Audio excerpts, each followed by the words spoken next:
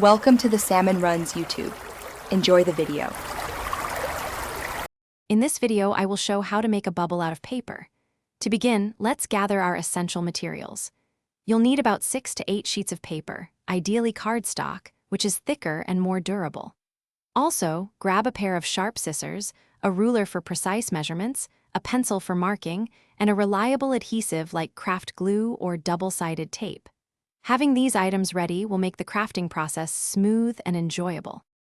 Now, let's prepare our paper segments. Take your ruler and pencil to measure and mark several identical strips of paper.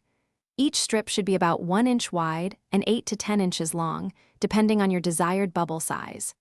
Carefully cut out at least 12 to 16 of these strips, making sure they are all uniform. Then, fold each strip precisely in half lengthwise, creating a crisp crease down the center.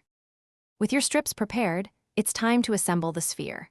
Begin by taking 2 folded strips and arranging them to form a perfect cross, securing their centers with a small dab of glue or a piece of tape.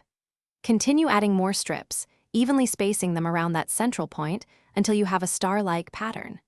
Now, carefully bring the ends of each strip together, connecting them at the top to gradually form a beautiful, 3-dimensional spherical structure.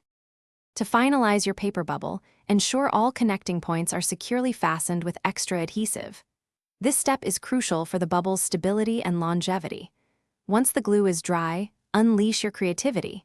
You can decorate your paper bubble with markers, paint, or glitter to add a personalized touch. Finally, hang your unique paper creation as a charming decoration, or perhaps present it as a thoughtful, handmade gift. Thanks for watching. Consider subscribing if we helped you.